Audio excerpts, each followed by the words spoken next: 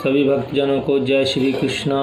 भक्तजनों, आज हम गीता जी के 10वें अध्याय का पाठ श्रवण करेंगे। ये गीता जी का उपदेश महाभारत में दिया गया, कुरुक्षेत्र के मैदान में। कुरुक्षेत्र में भी जो ज्योतिसर नामक स्थान है वहाँ पर ये उपदेश दिया गया। तो हम श्रवण करते हैं। सच्चिदानंद रूपाय विश्वोत्पत्त्यादि हेतवे तापत्रय विनाशाय श्री कृष्णाय वयं नमः। अब कहते हैं, श्री भगवान बोले, हे महाबाहो।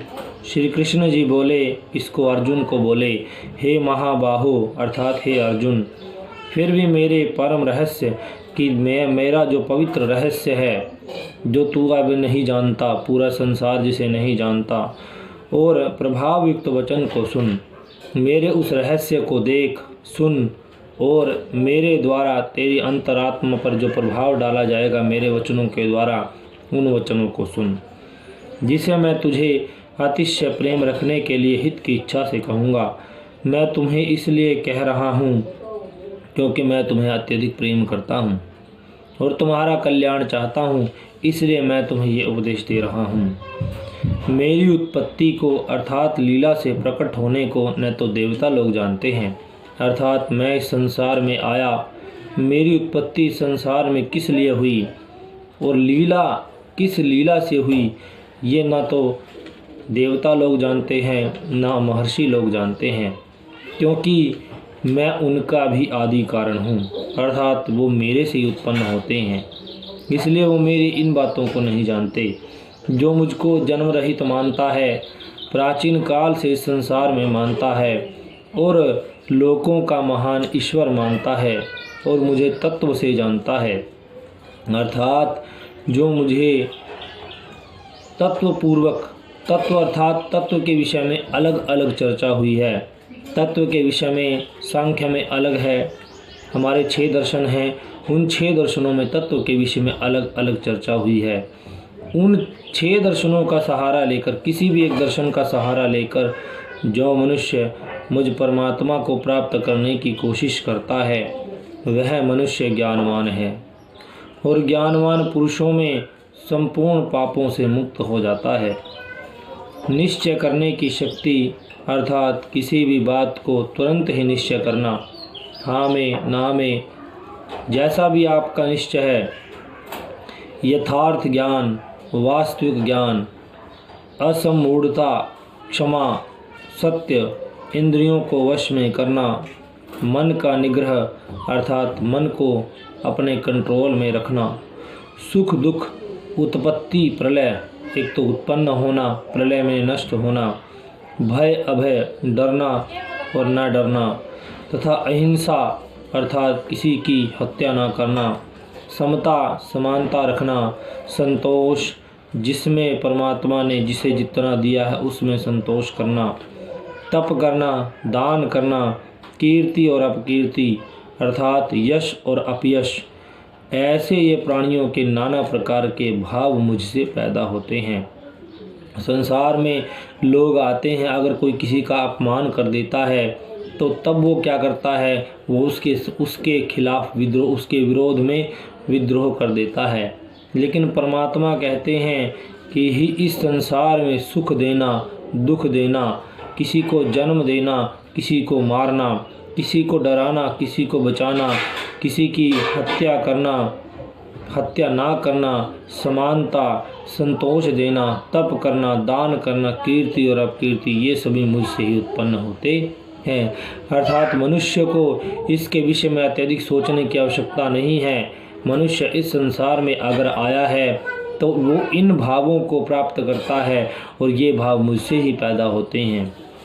7 महर्षि जन, 4 उनसे भी पूर्व में होने वाले सनकादि तथा स्वयंभू आदि 14 मनु, ये मुझ में भाव वाले सब के सब मेरे संकल्प से उत्पन्न हुए हैं। अर्थात इस संसार में जो भी प्राणी पैदा हुआ है वो सभी मेरे से ही पैदा हुए हैं। जिनकी संसार में यह संपूर्ण प्रजा है, अर्थात जितने भी स्त्री पुरुष, जितने भी जो भी संसार में मानव जाति दिखाई दे रही है, वो मनु और शत्रुपा की संतान है।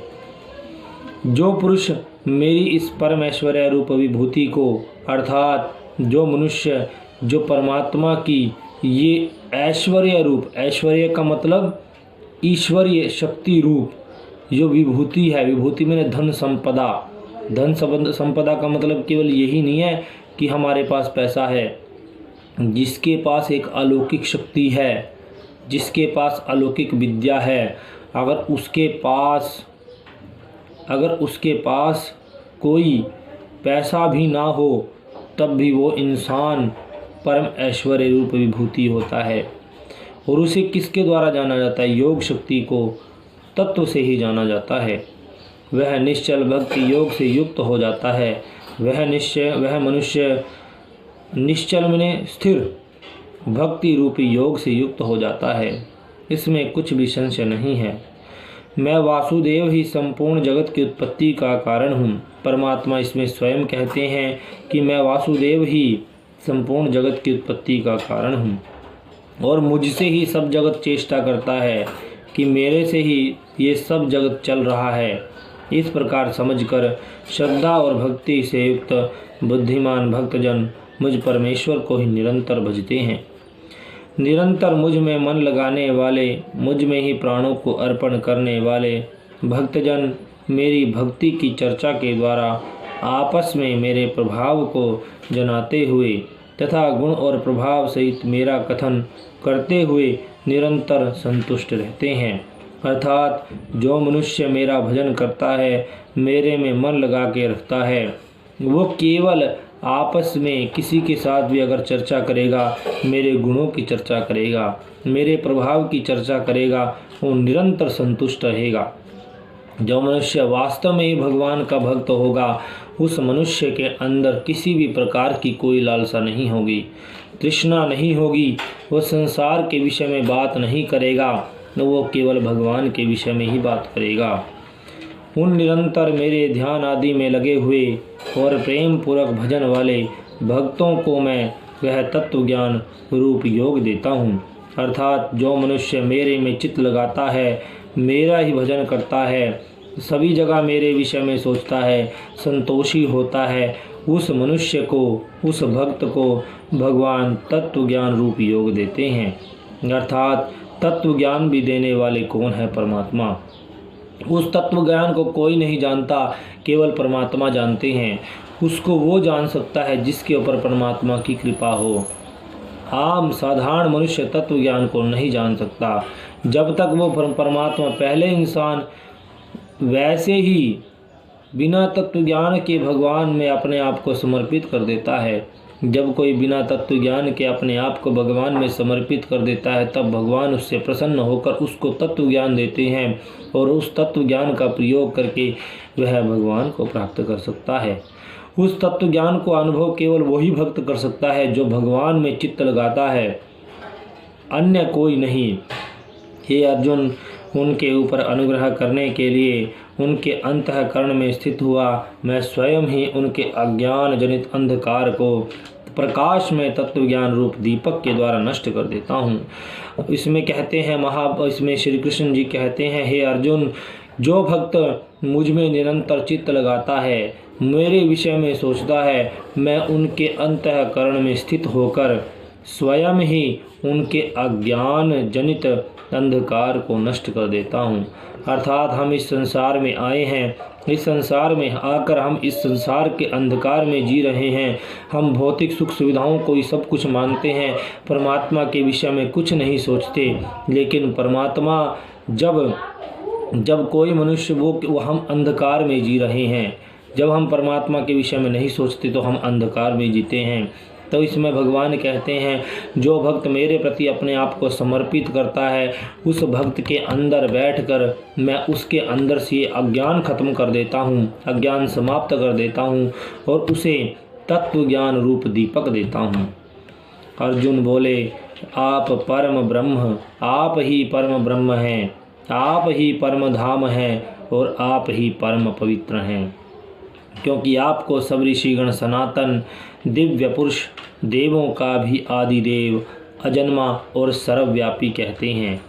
वैसे ही देवर्षि नारद तथा असित और देवल ऋषि तथा महर्षि व्यास भी कहते हैं और आप भी मेरे प्रति कहते हैं। हे केशव, जो कुछ भी मेरे प्रति आप कहते हैं इस सब को मैं सत्य मानता हूँ। हे भगवान, आपके लीलामय स्वरूप को न तो दानव जानते हैं न देवता ही। हे भूतों को उत्पन्न करने वाले, हे भूतों के ईश्वर, हे देवों के देव, हे जगत के स्वामी, हे पुरुषोत्तम, आप स्वयं ही अपने से अपने को जानते हैं। इसमें अर्जुन जी भगवान की प्रशंसा करते हुए कहते हैं, हे भूतों के उत्पन्न करने वाले, हे भूत का अर्थ मतलब प्राणियों को उत्पन्न करने वाले, हे प्राणियों के ईश्वर, हे देवों के भी देव, हे जगत के स्वामी, हे पुरुषोत्तम अर्थात पुरुषों में उत्तम, आप स्वयं ही अपने से अपने को जानते हैं कि आपको केवल आप ही जान सकते हैं, आपको कोई दूसरा मनुष्य नहीं जान सकता। इसलिए आप ही उन अपने दिव्य विभूतियों को संपूर्णता से कहने में समर्थ हैं। अर्जुन जी नतमस्तक होते हैं, नतमस्तक होकर कहते हैं कि आपकी जो दिव्य विभूतियां हैं, अलौकिक विभूतियां हैं, जो आपके पास संपदाएं हैं, संपदा का मतलब जो आपके पास ऐश्वर्य शक्ति है, उसको संपूर्णता से कहने के लिए आप ही समर्थ हैं। जिन विभूतियों के द्वारा आप इन लोगों को व्याप्त करके स्थित हैं। हे योगेश्वर, मैं किस प्रकार निरंतर चिंतन करूं, करता हुआ आपको जानूं। इसमें अर्जुन जी कहते हैं कि हे योगेश्वर, हे योग के भी स्वामी, मैं किस प्रकार आपका चिंतन करूं, मैं किस प्रकार आपको जानूं। हे भगवान, आप किन किन भावों में मेरे द्वारा चिंतन करने योग्य हैं। तो अर्जुन जी कृष्ण जी से प्रश्न करते हैं कि मैं आपको कैसे जानूं, किन किन भावों के द्वारा मैं आपका चिंतन कर सकता हूं। तो श्री कृष्ण जी तो उसके पश्चात आगे, हे जनार्दन, अपनी योग शक्ति को और विभूति को फिर भी विस्तार पूर्वक कहिए, क्योंकि आपके अमृतमय वचनों को सुनते हुए मेरी तृप्ति नहीं होती। इसमें अर्जुन जी कहते हैं कि आप अपनी विभूतियों को योग शक्ति को कहिए, क्योंकि आपके इन अमृत से युक्त वचनों को, ऐसे वचनों को, जिन वचनों को सुनकर मेरे कानों में बहुत सुनते हुए मुझे तृप्ति नहीं होती, मुझे बार बार सुनने की बनी रहती है, जिज्ञासा बनी रहती है, सुनने की उत्कंठा बनी रहती है। आप उसे सुनाते जाएं, मेरी तृप्ति नहीं हो रही। श्री भगवान बोले, हे कुरुश्रेष्ठ, अब मैं जो मेरी दिव्य विभूतियाँ हैं उनको तेरे लिए प्रधानता से कहूँगा, क्योंकि मेरे विस्तार का अंत नहीं कि मैं जहाँ तक फैला हुआ हूँ, जिसके अंदर विराजमान हूँ, उसका कोई भी अंत नहीं है। हे अर्जुन, मैं सब प्राणियों के दिल में रहता हूँ, सब प्राणियों के हृदय में रहता हूँ, और मैं ही हूँ सबकी आत्मा, मैं ही सबकी आत्मा हूँ।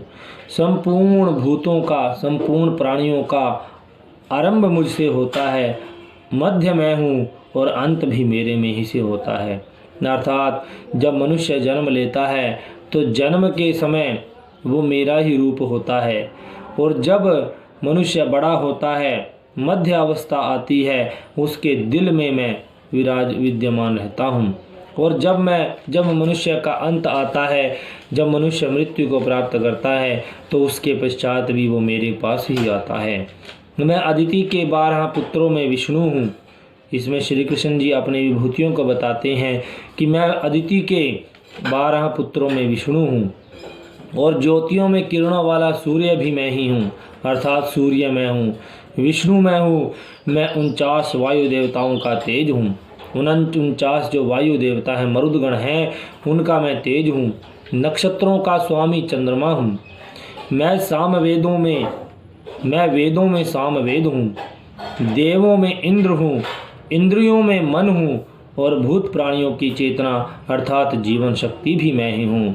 इसमें श्री कृष्ण जी स्पष्ट करते हैं कि मैं वेदों में सामवेद हूँ, देवों में इंद्र हूँ, इंद्रियों में मन हूँ, और भूत प्राणियों की चेतना अर्थात जीवन शक्ति हूँ। मैं 11 रुद्रों में शंकर हूँ, और यक्ष तथा राक्षसों में धन का स्वामी कुबेर हूँ। मैं 8 वसुओं में अग्नि हूँ, और शिखर वाले पर्वतों में सुमेरु पर्वत हूँ। पुरोहितों में मुखिया बृहस्पति मुझको जान। हे पार्थ, मैं सेनापतियों में स्कंद और जलाशयों में समुद्र हूँ। मैं महर्षियों में भृगु हूँ और शब्दों में एक अक्षर अर्थात ओमकार हूँ। सब प्रकार के यज्ञों में जप यज्ञ हूँ, अर्थात मनुष्य जाप करता है तो वो जाप, उन जापों में सर्वश्रेष्ठ, सभी यज्ञों में जप यज्ञ सबसे श्रेष्ठ है। स्थिर रहने वालों में हिमालय पहाड़ हूँ। मैं सब वृक्षों में पीपल का वृक्ष, देवर्षियों में नारद मुनि और गंधर्वों में चित्ररथ और सिद्धों में कपिल मुनि हूँ। घोड़ों में अमृत के साथ उत्पन्न होने वाला उच्चैश्रवा नामक घोड़ा हूँ। श्रेष्ठ हाथियों में ऐरावत नामक हाथी और मनुष्यों में राजा मुझको जान। मैं शस्त्रों में वज्र और गौओं में कामधेनु हूँ। शास्त्रोक्त रीति से संतान की उत्पत्ति का करने वाला मैं कामदेव हूँ। मैं सर्पों में सर्पराज वासुकी हूँ। मैं नागों में शेषनाग और जलचरों का अधिपति वरुण देवता हूँ। और पितरों में अर्यमा नामक पितर तथा शासन करने वालों में यमराज मैं हूँ। मैं दैत्यों में प्रहलाद और गणना करने वालों का समय हूँ। पशुओं में मृगराज सिंह और पक्षियों में मैं गरुड़ हूँ। मैं पवित्र करने वालों में वायु और शस्त्रधारियों में श्री राम हूँ। मछलियों में मगर हूँ और नदियों में श्री भागीरथी जी गंगा जी हूँ। हे अर्जुन, सृष्टियों का आदि और अंत तथा मध्य भी मैं ही हूँ। मैं विद्याओं में अध्यात्म विद्या अर्थात ब्रह्म विद्या और परस्पर विवाद करने वालों का तत्व निर्णय के लिए किए जाने वाला वाद हूँ। मैं अक्षरों में आकार हूँ और समासों में द्वंद्व नामक समास हूँ। अक्षय काल अर्थात काल का भी महाकाल हूँ और सब और मुख वाला विराट स्वरूप, सबका धारण करने वाला, पोषण करने वाला भी मैं ही हूँ। मैं सबका नाश करने वाला मृत्यु हूँ और उत्पन्न होने वालों का उत्पत्ति हेतु हूँ। स्त्रियों में कीर्ति, श्री, वाक, स्मृति, मेधा, धृति और क्षमा हूँ तथा गायन करने योग्य श्रुतियों में मैं बृहत साम और छंदों में गायत्री छंद हूँ। महीनों में मार्गशीर्ष और ऋतुओं में वसंत मैं हूँ। मैं छल करने वालों में जुआ और प्रभावशाली पुरुषों का प्रभाव हूँ। मैं जीतने वालों का विजय हूँ, निश्चय करने वालों का निश्चय और सात्विक पुरुषों का सात्विक भाव हूँ। वृष्णि वंशियों में वासुदेव अर्थात मैं स्वयं तेरा सखा हूँ। पांडवों में धनंजय अर्थात तू, मुनियों में वेदव्यास और कवियों में शुक्राचार्य कवि भी मैं ही हूँ। मैं दमन करने वालों का दंड अर्थात दमन करने की शक्ति हूँ। जीतने की इच्छा वालों की नीति हूँ। गुप्त रखने योग्य भावों का रक्षक मौन हूँ और ज्ञान वालों का तत्व ज्ञान भी मैं ही हूँ। और हे अर्जुन, जो सब भूतों की उत्पत्ति का कारण है वह भी मैं ही हूँ, क्योंकि इस चर और अचर, ऐसा चर और अचर कोई भूत नहीं है जो मुझसे रहित हो अर्थात जिसमें मैं ना हूँ। हे परंतप, मेरी दिव्य विभूतियों का अंत नहीं। मैंने अपनी विभूतियों का विस्तार, यह विस्तार जो तेरे लिए एक देश अर्थात संक्षेप से कहा। जो भी विभूति युक्त अर्थात ऐश्वर्य युक्त, कांति युक्त और शक्ति युक्त वस्तु है, उसको तू मेरे तेज के अंश के ही अभिव्यक्ति जान। अथवा हे अर्जुन, इस बहुत जानने से तेरा क्या प्रयोजन है? मैं इस संपूर्ण जगत को अपनी योग शक्ति के एक अंश मात्र से धारण करके स्थित हूँ। इसमें श्री कृष्ण जी ने अपने विषय में बताया कि मैं सभी चीज़ों में के अंदर विराजमान हूँ, चाहे पशु हो, पक्षी हो, चाहे कोई बड़े से बड़ा हो, चाहे कोई छोटे से छोटा हो। अंत में श्री कृष्ण जी कहते हैं कि तुझे इस सारे चीज़ों से जानने से क्या प्रयोजन? तू तो केवल मेरे को इतना जान कि मैंने इस संपूर्ण जगत को अपनी योग शक्ति के केवल एक अंश मात्र से, केवल एक लेश मात्र से इसको धारण कर रखा है। अगर मैं इसके अंदर संपूर्ण सृष्टि के अंदर अपनी संपूर्ण सृष्टि से विराजमान हो जाऊं तो इस संसार में, इस सृष्टि में कोई भी ऐसा स्थान नहीं बचेगा जहां पर मैं विराजमान या विद्यमान नहीं होऊंगा। तो सभी भक्तजनों से निवेदन है कि इस पाठ को श्रवण करने के पश्चात इस पाठ को शेयर अवश्य करें। सभी भक्तों को जय श्री कृष्ण।